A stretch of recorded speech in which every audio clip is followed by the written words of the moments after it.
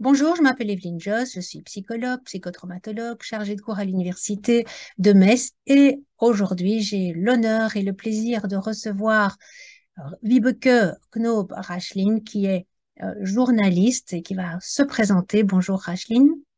Bonjour, Madame Vibeke, Rachlin. c'est mon prénom, hein. Wiebeke. Oui. Écoutez, oui, je suis journaliste. Je travaille pour des médias en Norvège et je suis aussi auteur. J'ai écrit un livre sur le terrorisme, enfin plus exactement sur les attentats de Paris en, en novembre 2015. Et maintenant, je suis en train de faire un autre livre sur un attentat plus ancien.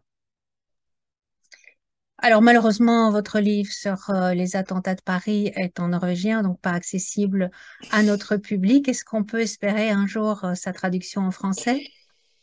Je ne pense pas parce que je pense que honnêtement, je pense que quand je l'ai écrit, il est sorti en 2019. Je pense que j'étais l'une des premières à faire un travail aussi à fond sur ce terrible drame. Mais depuis, il y en a eu beaucoup d'autres et en français, donc je pense que vous allez trouver ça facilement. Alors, nous allons parler aujourd'hui de la radicalisation violente, des processus, on va essayer d'y voir clair dans les processus qui peuvent amener à ces radicalisations. On va parler de la radicalisation violente islamique, mais aussi de l'extrême droite, ce qu'on appelle parfois aussi le counter-djihad, hein, le contre-djihad. Mhm. Vous avez aussi beaucoup travaillé sur Breivik. On va aussi Oui. peut-être voir qu'est-ce qu'on peut mettre en commun dans ces deux radicalisations qui sont finalement face à face, hein, qui se répondent l'une l'autre. Peut-être commençons par parler de Salah Abdeslam que vous connaissez bien à travers le travail que vous avez fait sur lui pour essayer de comprendre déjà son parcours. Mhm. Oui, j'ai été très intriguée par le fait qu'il n'y ait qu'un seul survivant de ces attaques, parce qu'il y en avait plusieurs. Et j'ai voulu en savoir plus sur lui, tout simplement, d'où il venait, justement, quelle était la manière dont il avait été radicalisé, etc. Je l'ai, entre guillemets, suivi pendant 4 ans. Et alors, qui est-il? D'où vient-il? Alors, il vient de Molenbeek, comme vous le savez. C'est quand même un lieu intéressant en soi. Je ne vous cache pas que la toute première fois que je m'y suis rendue, j'en avais un peu peur parce que les médias du monde entier l'avaient complètement diabolisé et Trump l'appelait l'enfer sur terre. Donc je me suis dit, mais dans quoi est-ce que je m'avance? Et finalement, j'ai pris contact avec un homme qui habite Molenbeek pour qu'il me guide un peu la toute première fois. Mais je me suis bien vite rendu compte que c'était totalement inutile, que Molenbeek n'est pas du tout ce trou monstrueux que tout le monde décrit. Les banlieues, je pense, à Bruxelles sont très différentes de ce qu'on peut trouver à Paris, par exemple, hein. Oui, mais d'abord, c'est pas une banlieue, c'est en plein milieu de Bruxelles. C'est à, je sais pas, 1 kilomètre ou 2 kilomètres de la Grande Place, à quelques stations de métro du Parlement européen. Donc, franchement, c'est complètement erroné de penser que c'est une banlieue. C'est vrai que c'est un monde assez à part et séparé d'ailleurs du centre de Bruxelles par le canal.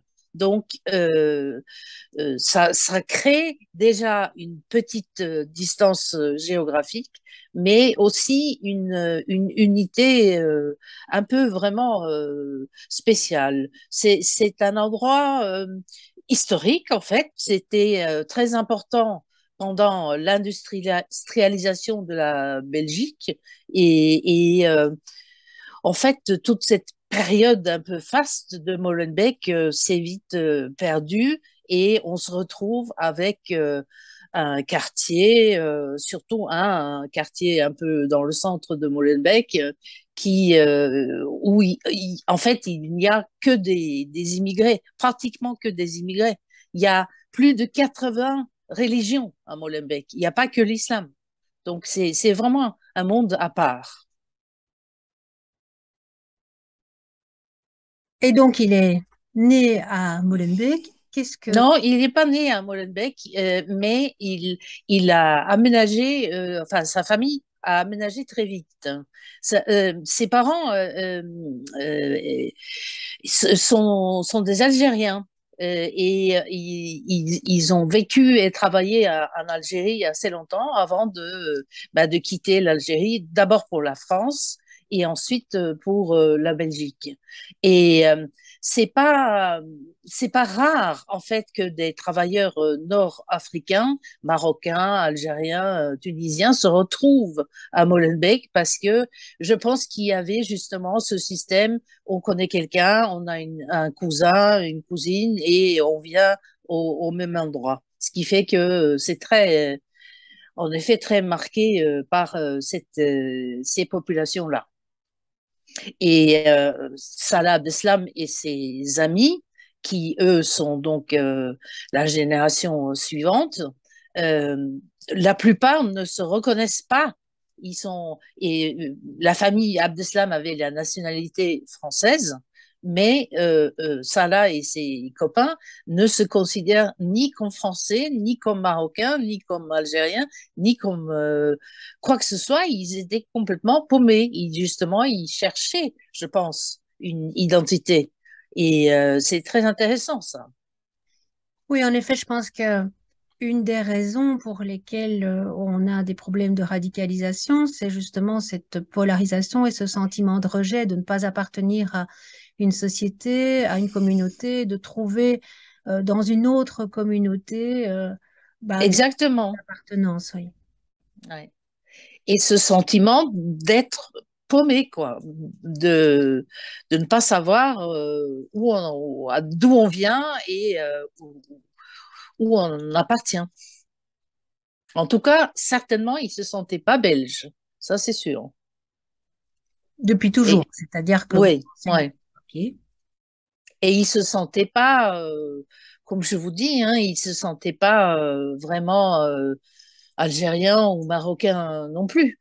Donc c'est non, c'est très très particulier. Et ce sentiment de ne pas appartenir nulle part et surtout pas dans le pays dans lequel on se trouve, ça, par contre, ce sentiment-là, on le retrouve dans les banlieues françaises, par exemple.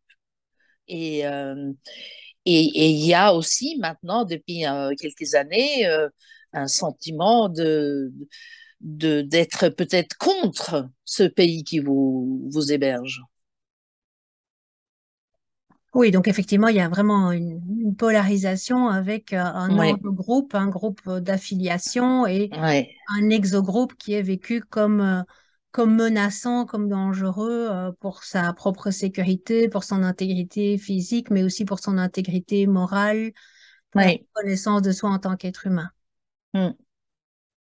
Et donc, Et oui, je pense juste que c'est pour ça, parce que là, on va faire le parallèle avec la France, avec ces travailleurs qui venaient des pays nord-africains et qui étaient plus que les bienvenus en Belgique et en France parce qu'on avait besoin de travailleurs qui étaient pas très exigeants, qui pouvaient travailler beaucoup pour des salaires assez bas et qui n'étaient pas très exigeants quant à l'habitat, etc. C'est pour ça qu'on a ces immenses machines à habiter, en quelque sorte, dans les banlieues. Et ça, il n'y a pas à Molenbeek. À Molenbeek, au contraire, les maisons sont pas grandes. Il y a 2 étages en général, mais il y a ce sentiment d'être venu parce qu'ils étaient attendus, parce qu'on voulait qu'ils viennent,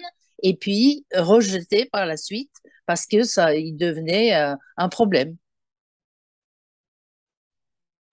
oui. Effectivement, et d'ailleurs, c'est bien ce que demandent des gens comme Breivik, c'est d'éliminer toutes ces personnes et qu'elles rentrent chez elles, mais elles n'ont pas de chez elles en réalité.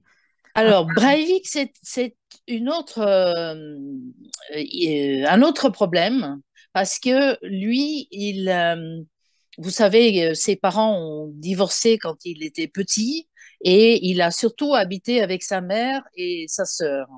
Et il habitait lui aussi dans une banlieue d'Oslo, mais une banlieue très chic où la plupart des familles étaient plutôt riches et ce que sa mère évidemment n'était pas.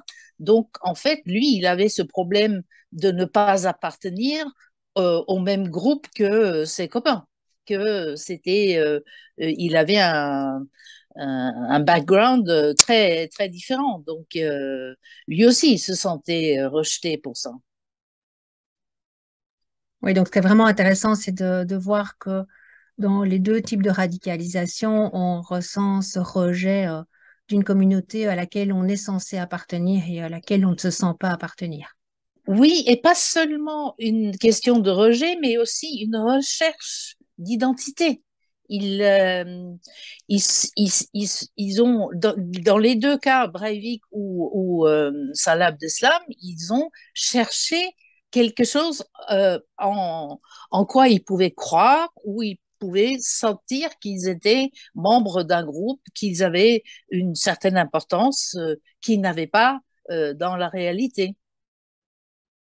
Et en même temps, cette identité qu'on leur propose dans ces groupes radicaux est une identité qui est, j'ai envie de dire, réduite à sa part congrue, parce que dans un cas, c'est l'identité, elle est finalement réduite à la religion, ou quasiment, il y a les préceptes religieux qui sont suivis.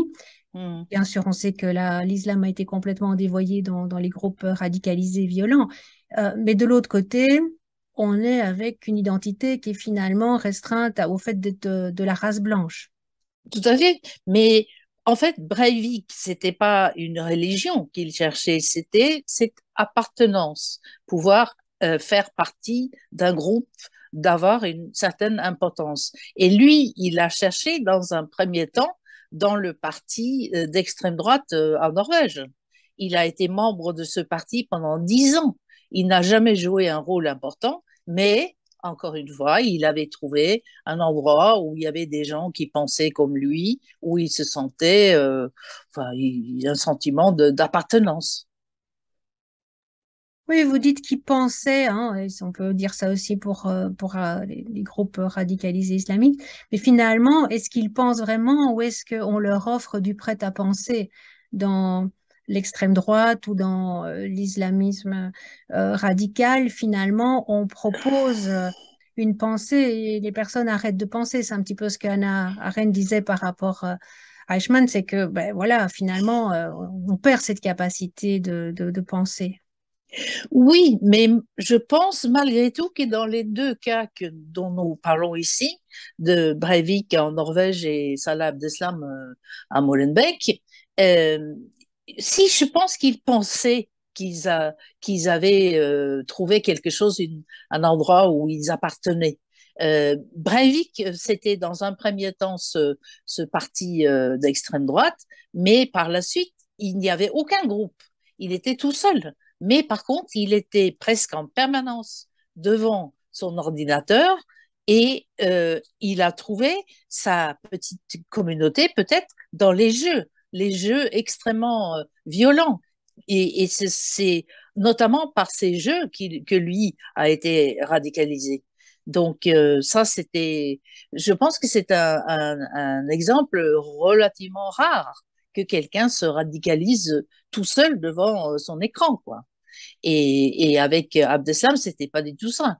Lui, euh, lui et son frère, Brahim, avait trouvé un endroit formidable pour ça, c'était le café Les Béguines à Molenbeek, où au premier étage, et il servait, c'était un bar classique, il servait à boire, et au sous-sol, il y avait une pièce euh, assez petite que j'ai vue, où ils regardaient des vidéos violentes, surtout d'Abaoud, de leur copain, c'était surtout là qui se radicalisaient tous les deux.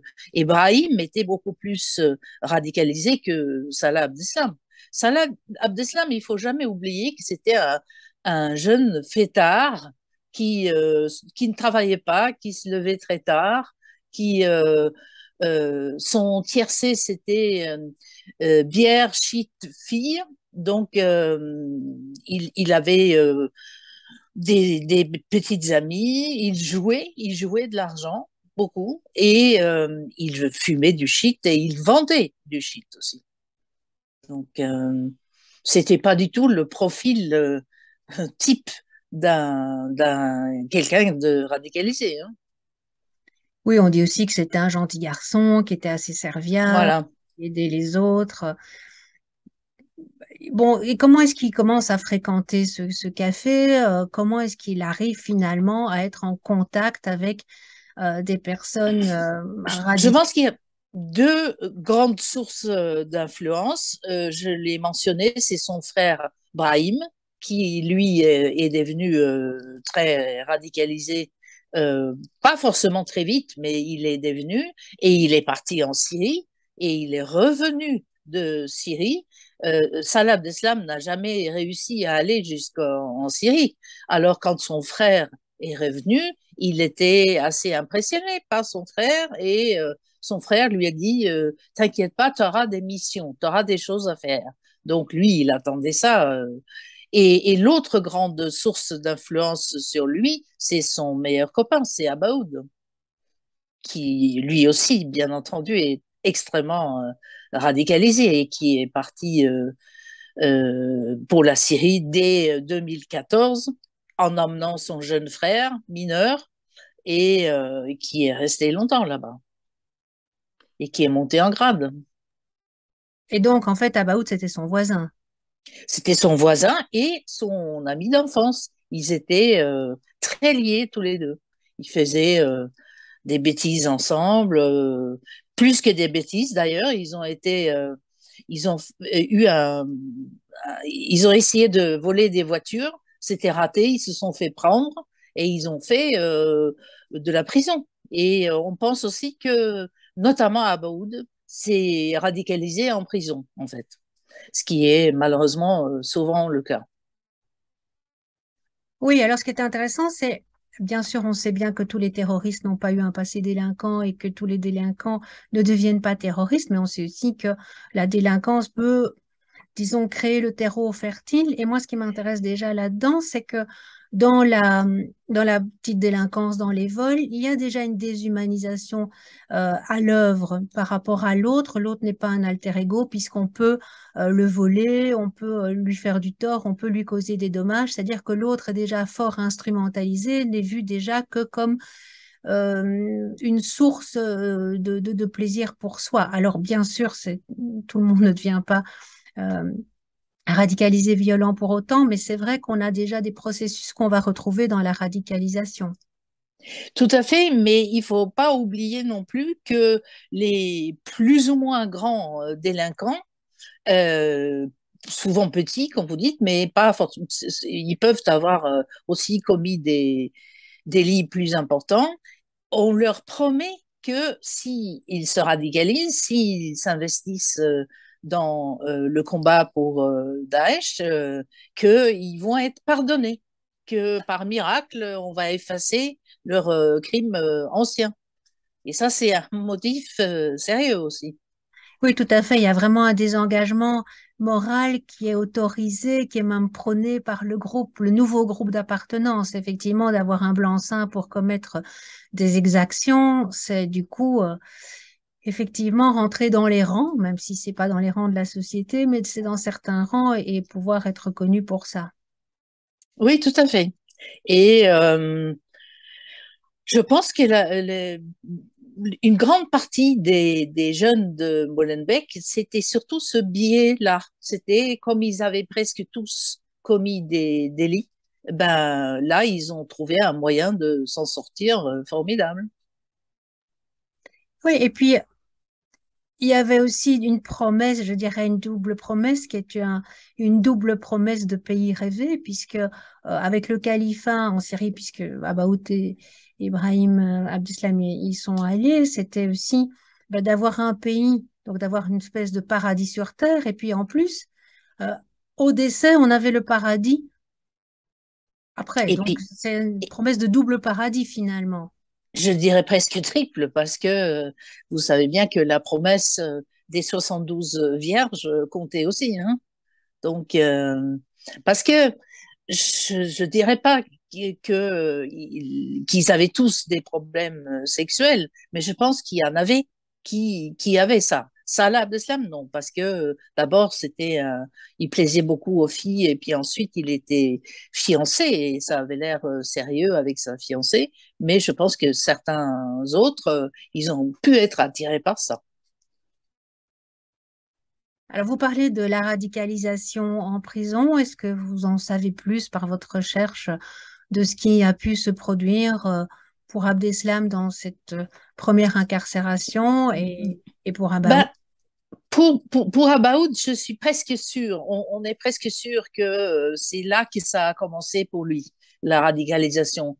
Pour Salah Abdeslam, peut-être un peu, mais moins. Mais par contre, Salah Abdeslam, il a été pris en 2016 et il est resté en prison préventive pendant 6 ans. Et c'est là qu'il s'est radicalisé vraiment, lui. Il, euh, il ne lisait que le Coran à longueur de journée, il faisait ses prières, enfin bref, il était et ça lui a donné une certaine stature, malheureusement, auprès des autres jeunes qui voulaient éventuellement faire quelque chose, et il est devenu une sorte de sage en matière d'islam qui fait référence maintenant. Oui, c'est intéressant hein, parce qu'effectivement, bon, il y avait une radicalisation qui avait commencé avant les attentats de novembre 2015. Mais ce qui est intéressant, c'est que finalement, avant ça, il n'avait jamais lu le Coran et que la radicalisation, elle s'est renforcée en prison par après. C'est ça. Et c'est quand même intéressant. C'est son avocat qui m'a dit qu'il n'avait jamais lu le Coran, et il n'a jamais, Abdeslam lui-même n'a jamais dit ça, il n'a jamais mentionné ça. Mais c'est sûr qu'il n'était pas, enfin, moi en tout cas, après l'avoir quand même sérieusement étudié, c'est tout à fait ma conviction que même au moment des attentats, il n'était pas radicalisé à fond, comme on peut dire. Il était légèrement radicalisé. Il était beaucoup plus un suiveur qu'un meneur, hein, à l'époque. Oui, donc il a certainement eu comme mentor Abaout et son Et son frère, frère, à c'est qui il ça. voulait plaire aussi d'une certaine façon, probablement. Voilà, voilà, exactement. Et, euh, et c'était, enfin, il n'avait pas une personnalité très trempée, hein. Par exemple, sa fiancée a raconté que ils ont déjeuné ensemble quelques jours avant le 13 novembre, et il a pleuré pendant presque tout le repas. Il était complètement bouleversé, visiblement. Donc, je pense que si ça avait été radicalisé à ce moment-là, complètement trempé et convaincu, il n'aurait pas eu cette attitude-là. Oui, c'est ce que je pense aussi, effectivement. Donc, je pense pas qu'il lui ait dit qu'il allait commettre des attentats, mais qu'il partait en Syrie si mes C'est ça, oui. informations sont exactes. Et effectivement, je pense que dans la radicalisation, on arrive à un clivage de la personnalité, mais qui se fait effectivement progressivement avec une transformation profonde du rapport qu'on a à soi-même, du rapport qu'on a aux autres. C'est une transformation qui est à la fois relationnelle, qui est à la fois cognitive dans la façon de penser, qui est morale, puisqu'on a parlé hein, du désengagement moral et effectivement Mhm. la moralité, eh bien, elle change finalement ce qu'on fait comme acte et comme exaction devient moral et que ça a pris du temps. Et effectivement, je crois qu'il n'aurait pas pleuré si il n'était pas encore dans cette perméabilité de ces deux personnalités qui coexistaient à ce moment-là. Exactement. Et puis, je crois qu'il aimait sincèrement sa fiancée et que ils avaient fait des projets, ils parlaient d'enfants, etc. Donc, je suppose qu'il a été aussi très triste sachant que c'était probablement la dernière fois qu'il la voyait et que c'était fini. Donc, voilà, c'est un peu ce que je pense de cet épisode qu'elle raconte.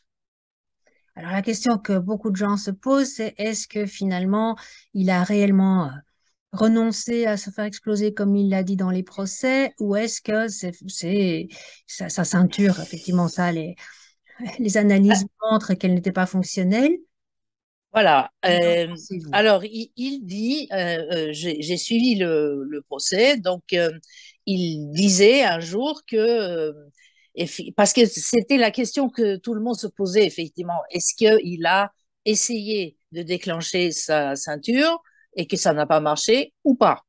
Et un jour, il raconte qu'il ne l'a pas déclenché parce que il a senti, il a même décrit la scène de manière assez plausible en disant qu'il y avait que des jeunes autour de lui et qu'il se disait mais non, je peux pas faire ça. Donc par soi-disant humanisme, il l'aurait pas fait, mais on savait très très bien que comme vous dites, que la ceinture était défectueuse et que de toute façon, elle ne pouvait pas exploser. Et, euh, et les experts disent aussi qu'il est impossible de savoir s'il a essayé de la déclencher ou pas. Donc, on n'a que sa parole et celle-là, j'y crois pas énormément. Je ne le vois pas devenir humaniste à ce stade-là, parce que ça, c'était quand même le 12 novembre. Il venait, même s'il n'a pas tiré lui-même nulle part, il était chauffeur, il a quand même amené ses copains, ses frères, comme ils disent, à d'autres endroits, notamment au Stade de France. Ça veut dire qu'il a totalement participé à l'attentat et que tout d'un coup, le soir, il retrouve un semblant d'humanisme. Non, j'y crois pas. Oui, c'est peu probable. Mais certaines personnes disent, mais il aurait pu la faire exploser autrement, avec un briquet. Je ne sais pas si c'est possible ou pas. Non, je crois pas, non. C'est très particulier, hein. Je ne sais pas si vous visualisez un peu comment ça se présente. Effectivement, il y a un système de déclenchement et si c'est défaillant, ben, ça peut pas exploser. Par contre, il avait une voiture et s'il avait vraiment voulu, s'il avait compris que sa ceinture était défectueuse et qu'il voulait faire du mal autrement, il aurait pu foncer avec sa voiture dans la foule. Ça, il l'a pas fait. Alors c'est vrai que, en fait, c'est une question que tout le monde se pose, mais qui est peu importante sur le fond, puisqu'effectivement, il était quand même prévu pour ces attentats. Et donc, Ah, plus que ça, oui, il était très impliqué. C'est quand même lui, il faut jamais oublier ça, qui a sillonné l'Europe pour aller recueillir les autres participants, hein. Et bon, il a dû se douter quand même que c'était pas pour venir faire du tourisme à Paris. alors moi, ce qui m'intéresse aussi, c'est justement le fait qu'à un moment, les gens sont prêts à se faire exploser. C'est aussi cette déshumanisation qu'il y a par rapport à soi-même. C'est-à-dire que ça, c'est vraiment pour moi le stade ultime où on est aussi devenu un objet, puisque une bombe, c'est quelque chose qui explose, on n'est plus un être humain. Ouais. C'est vraiment des processus qui sont extrêmement intéressants au niveau de la psychologie. Et ce qui est intéressant, c'est que finalement, les gens s'attendent souvent à voir des monstres, à voir le diable incarné. Et finalement, on se rend compte que pour commettre des actes monstrueux, eh bien, il ne faut pas être un monstre. En fait, ce sont des êtres Tout à humains fait. Ouais. assez banals dans leur personnalité. C'était Ouais. ça, je pense, pour Breivik, ce ne sont pas des personnes d'une grande envergure. Eichmann non plus, c'était finalement quelqu'un qui était un petit fonctionnaire assez médiocre. Oui, bah c'est les fameuses théories qu'on a entendues aussi pour la deuxième guerre mondiale, pour le nazisme. Il fallait quelqu'un sur toute la chaîne, y compris un fonctionnaire, un petit fonctionnaire sans aucune importance, mais qui tamponnait un billet. Bon, ça c'était déjà une participation.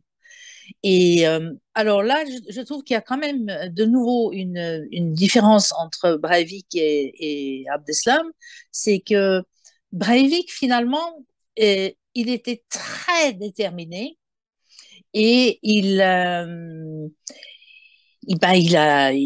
descendu des jeunes comme des lapins. C'est affreux à dire, mais c'était exactement ça. Mais par contre, à un moment donné, il a dû estimer que son travail était fait, son travail entre guillemets, hein, et c'est lui-même qui a appelé la police, qui a dit voilà, je me rends.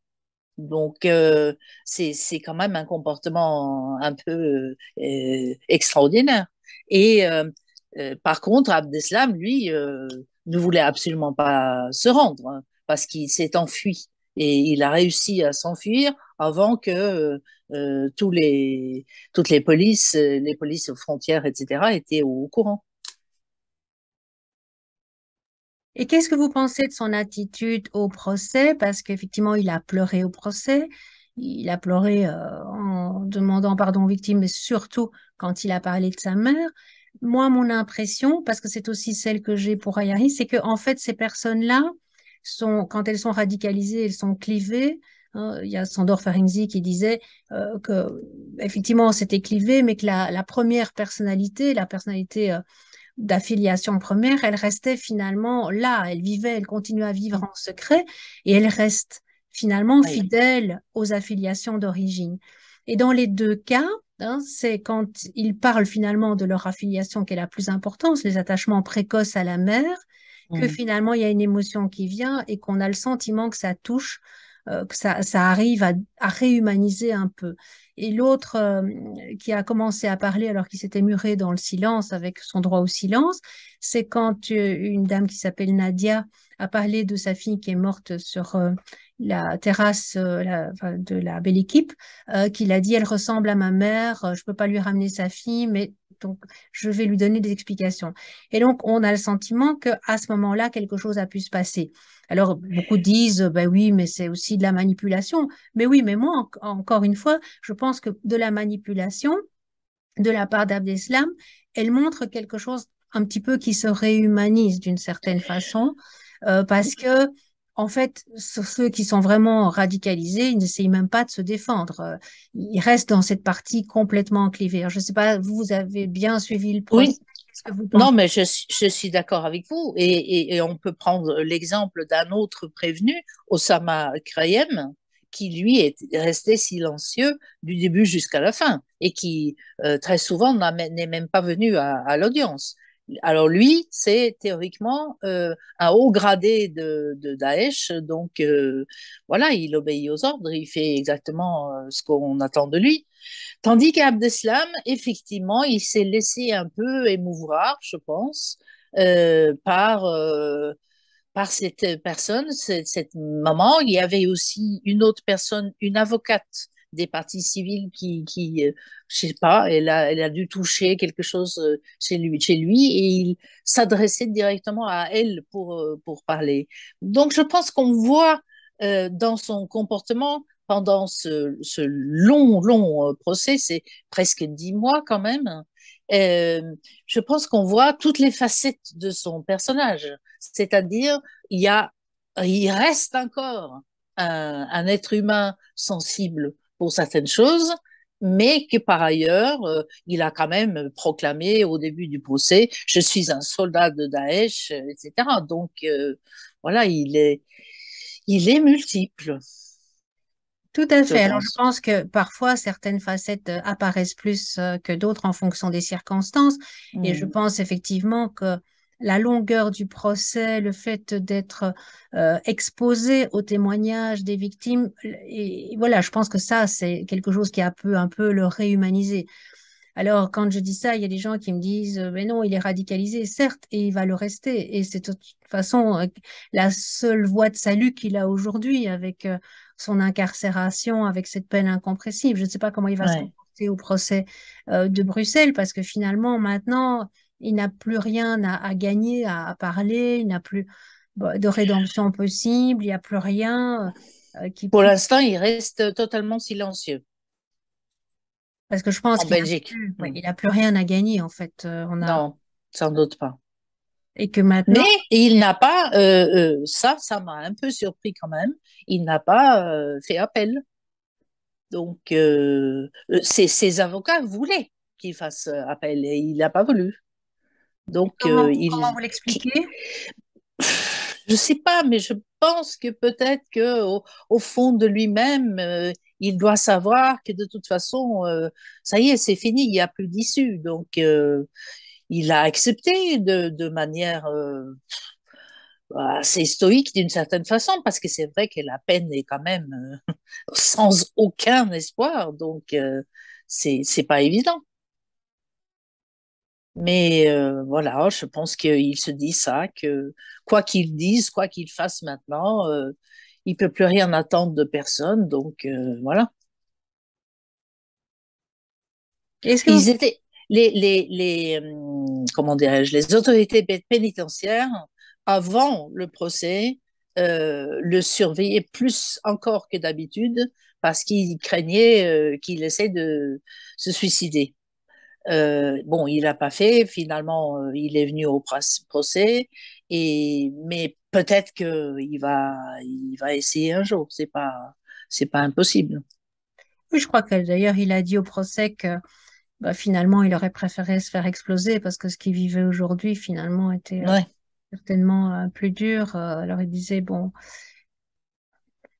pour vous, Mais c'est... vous parliez de monstres il y a quelques temps. Euh, Moi, j'ai parlé beaucoup avec les victimes au procès et la plupart des victimes ne le considèrent pas comme un monstre, hein. Tout à fait, c'est Et ça qui s'est passé, c'est qu'il y a des ouais, victimes qui avaient très peur de le voir lui et les autres, ouais, et qui disent finalement, ben, c'était même perturbant, c'est finalement de voir ouais, ah, finalement des personnalités banales et que le mal incarné, il est incarné finalement par des personnes, ben, comme Hannah Arendt disait, ben, c'est la banalité du mal. Et ouais. il y a une victime qui me disait qu'elle avait été finalement plus impressionnée par ceux qui ne parlaient pas et qu'elle était beaucoup plus mal à l'aise par rapport à eux. Et je Bah pense oui, qu'elle percevait, elle, à travers ce mutisme, ce clivage complet de la personnalité. Et donc, pas d'humanité possible, pas sentir l'humanité qui pouvait un peu émerger. Et donc, effectivement, c'est le retour que j'ai aussi des victimes, c'est que ouais. et quelqu'un a dit d'ailleurs, j'aurais préféré voir des monstres. Parce que finalement, Oui, c'est vrai, c'est c'est plus vrai. facile à Ouais, comprendre. Parce ouais. qu'on est à ce moment-là dans le manichéen, comme le sont d'ailleurs les radicaux, hein, où les radicaux, il y a le bien et le mal, Hmm. mal incarné par l'exode. Non, mais c'est tout à fait vrai que ils disent ça aussi. Et je pense que il faut pas oublier que eux aussi, ça fait 6 ans qu'ils attendaient ce procès et qu'ils l'appréhendaient, bien sûr, qu'ils savaient pour certains d'entre eux qu'ils allaient prendre la parole. Et je pense que dans leur imaginaire, souvent, il y en avait quand même beaucoup qui étaient en stress post-traumatique. Donc, je pense que dans leur imagination, ils s'étaient dit, oui, ce sont des monstres. Ils sont, ils m'ont fait trop de mal, ce sont des monstres. Et puis quand ils les ont vus, ils se sont aperçus que non, c'était pas ça. Et donc, ça complexifie, nuancer la situation, la réalité, en fait, la complexifie Ouais, énormément. ouais. Et donc ça, je pense, compliqué pour les gens parce que finalement, la dichotomie, le bien, le mal d'un côté, Et c'est facile à comprendre. souvenez-vous qu'il y a l'un des prévenus qui a été relâché à la fin de l'audience. Et il est allé prendre un café avec quelques victimes. Donc ça en dit long aussi, hein. Oui, apparemment, ils ont même été voir le Bataclan parce que comme ce sont des gens Ouais, qui ne connaissaient pas le Bataclan, et ouais. il y a effectivement des victimes qui ont amené les prévenus qui comparaissaient libres pour aller voir le Bataclan. Donc, effectivement, il y a eu des... Parce que la déshumanisation, elle est dans les deux sens, c'est-à-dire que les Ouais, ils se déshumanisent l'autre, ce sont des couffards, enfin voilà, ce sont des mauvaises personnes, mais nous aussi, ça interroge l'humanité que nous avons, hein, puisque ouais. on voit aussi Alors, les gens comme des il, monstres dans un premier temps, et puis on se rend compte que non. En Norvège, il y a un phénomène très particulier que j'ai personnellement du mal à comprendre, c'est que on ne veut pas entendre parler et surtout pas voir Breivik. Déjà, lors de son procès, il y a l'un des plus grands quotidiens norvégiens qui est sorti tous les jours en deux versions. Une version avec le procès et une version sans. Et il y avait des acheteurs de journaux qui venaient dans les kiosques et qui retournaient le journal s'il y avait une photo de Breivik à la une.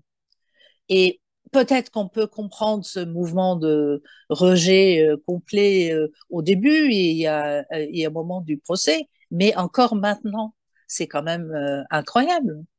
Ils veulent pas parler. Euh, je sais pas, il y avait à un moment donné, il y avait une décision qui le concernait et le rédacteur en chef de mon journal s'excusait auprès des lecteurs pour être obligé de parler de Breivik. C'est extraordinaire, non?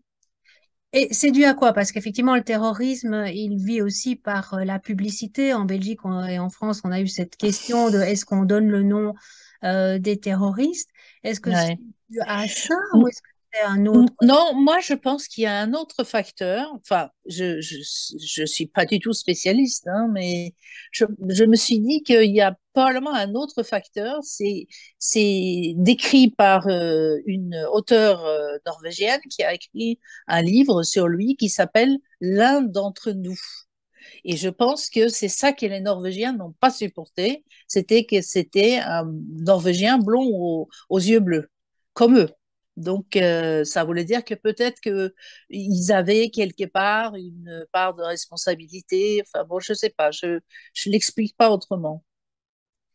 Mais ce qui est étonnant quand même, c'est le fait que le procès ait aussi subi cette omerta, puisque en fait, là, on peut Ouais. dire que c'est la réponse de la démocratie. Ben, je sais, je sais. Et c'est extrêmement important pour les victimes. Le procès, c'est toujours l'ultime phase de leur reconstruction. Et, euh, et je sais pas, vraiment, je trouve ça très étrange. Et j'ai essayé de discuter un peu avec des amis et pour savoir pourquoi c'était comme ça. Et ils me disent, ah non, non, non, non, non, on n'en parle pas, on n'en parle pas, s'il te plaît. Voilà. Bon, voilà. C'est très, très bizarre. Oui, c'est très étonnant, effectivement, qu'une réponse qui est apportée bah, à des actes comme ça, qui est une réponse démocratique, soit finalement passée sous silence. Oui, mais ça, c'était un seul journal et qui faisait aussi une version normale, si je peux dire, avec le procès. Mais la version sans le procès, c'était pour ces gens-là qui ne veulent pas en entendre parler. Et donc, mais tous les autres journaux en parlaient, hein, et la télévision, la radio, ça a été complètement couvert. Mais maintenant, nous avons un autre, entre guillemets, problème avec lui, c'est que régulièrement, il demande à être relâché. Et à chaque fois, il a droit à un nouveau procès. Et ça, les gens, ça les insupporte, bien sûr, de le voir de nouveau dans une salle d'audience, faire le salut hitlérien, etc. Parce que lui, il reste complètement dans ses convictions, hein. Oui, d'ailleurs, il a écrit un très long manifeste. Oui, oui. Et qui a inspiré d'autres terroristes, en particulier celui de Christchurch en Nouvelle-Zélande. Mais justement, Et même en France, je crois que c'était l'année dernière. Vous savez, ça, c'est quand même quelque chose que je trouve formidable maintenant, c'est que la police arrive à déjouer des attentats. Ça, c'est quand même un progrès énorme. Et l'année dernière, ils ont donc déjoué trois attentats d'extrême droite. Et à chaque fois, les types se disaient admirateurs de Breivik. Donc, il a une influence, malheureusement. oui, c'est vrai qu'on parle moins, enfin, disons que ce qui a pris ces dernières années le devant de la scène, c'est la radicalisation violente du côté islamique. Mais en fait, effectivement, je pense qu'un des gros soucis pour l'Europe dans les années à venir est probablement plutôt la radicalisation violente. Oui, oui, c'est ce qu'ils disent tous les services spécialisés, hein. Mais justement, moi, ce qui m'impressionne aussi, c'est finalement, on est avec deux radicalisations violentes qui sont à des pôles opposés sur l'échiquier idéologique, avec d'un Mhm. côté les islamistes et de l'autre côté l'extrême droite. Mais en fait, ils partagent une vision de la société qui est assez commune, hein. Par exemple, ils sont tous contre l'homosexualité, ils sont pour la famille, ils sont contre le féminisme, ils sont pour la tradition.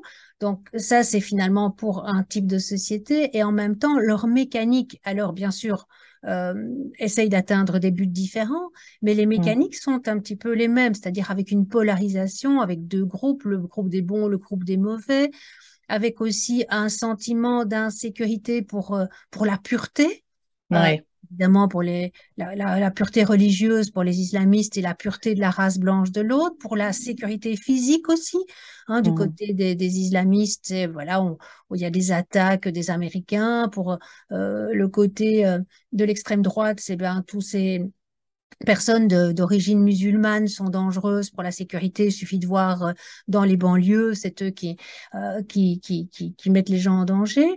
Et donc, Ouais. on a alors aussi hein, le fait que bah, l'identité, comme je disais tout à l'heure, est quand même assez restreinte à des attributs très maigres. L'islam d'un côté, voilà, Ouais. à l'islam d'un côté, le fait d'être de la race blanche de l'autre. Et donc, Ouais. on a des mécaniques qui sont assez finalement semblables et qui se répondent l'une l'autre. Je sais pas, qu'est-ce que vous pensez de tout ça? Et oui, je dirais pas forcément que leur idéologie ou leur politique soit vraiment bon. Il y a des choses qui se rapprochent, c'est vrai, mais je dirais surtout que c'est la technique de radicalisation qui est la même. Qu'on se radicalise effectivement vers une forme d'islamisme extrême ou vers une extrême droite, extrême, enfin vraiment extrême aussi. Euh, je pense que tout est dans la manière dont on se radicalise. Et là, il y a vraiment, hélas, plusieurs options, si je peux dire.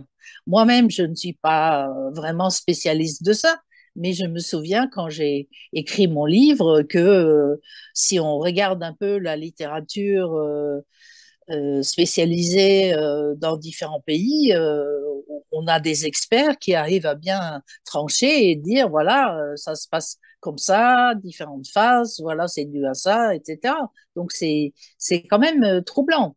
Et moi, personnellement, ce qui me fait très, très peur aussi, c'est pas seulement la radicalisation telle que nous l'avons évoquée jusqu'ici, mais aussi une forme de radicalisation politique. Regardez ce qui vient de se passer en Suède, où les néo-nazis, ils le sont, viennent d'avoir 21% aux élections. C'est quand même un Suédois sur cinq, quoi. C'est affolant. Moi, ça m'affole, en tout cas. Mais qu'est-ce que vous pouvez nous dire de ces mécaniques communes, enfin de ces techniques communes de radicalisation? Ben, je suis malheureusement pas en mesure de vous le décrire exactement parce que moi-même, je ne suis pas du tout une spécialiste et je n'ai fait que regarder ce qui avait été fait par des spécialistes. Mais c'est une sorte de processus, en tout cas, c'est ce que j'ai compris, c'est une sorte de processus qui est la même quel que soit le but pour lequel on se radicalise. Oui, on On- on- utilise on- souvent des thématiques qui peuvent toucher, qui touchent aux vulnérabilités Voilà, des populations auxquelles on s'adresse et qui ne sont voilà. pas seulement un discours sur la religion d'un côté ou sur la race blanche de Mm, l'autre, mais d'aller vraiment vers les problématiques des personnes au niveau local pour mhm. essayer de les séduire à une cause, à leur cause, mais en utilisant une cause plus large. Je pense qu'il y a des Oui. choses comme ça qui se produisent. Voilà. Qu'est-ce que vous avez envie d'ajouter, de dire pour clôturer cet entretien? Euh, ben, justement, je trouve qu'il ne faut pas rester trop pessimiste et se dire qu'il n'y a rien à faire, qu'on ne peut pas intervenir. Il y a aussi des gens qui font un travail formidable. Par exemple, à Molenbeek, il s'appelle Olivier van der Hagen. Il fait un travail extraordinaire sur les jeunes pour empêcher toute possibilité de radicalisation, par exemple. Et ça, c'est une chose. Et puis, je crois qu'il faut vraiment voir le problème dans son ensemble et s'attaquer un peu aux racines du mal, en quelque sorte. Et là, je pense plus particulièrement aux banlieues françaises. Ça fait maintenant presque 50 ans que tous les politiques disent oui, il faut faire quelque chose et que bah, on en reste presque à l'identique, rien ne bouge. Je crois que ça, il faut vraiment, vraiment attaquer le problème de fond. Et d'autre part, comme je disais tout à l'heure, je trouve, parce que l'une des grandes lacunes, l'un des grands problèmes de l'enquête policière sur les attentats était gravement empêché par une très mauvaise coopération entre différentes polices, et notamment les polices belges et françaises. Et là, on marque quand même beaucoup de progrès. Et comme je disais aussi, ce qui est très important, c'est que la police maintenant ne reste pas complètement bloquée. Ils arrivent à déjouer des attentats, ce qui est formidable, parce qu'il faut essayer de les éviter quand même. Oui, c'est mieux. Mais un tout grand merci, c'était passionnant et je suis vraiment ravie que vous ayez accepté mon invitation. Merci. Je vous en prie.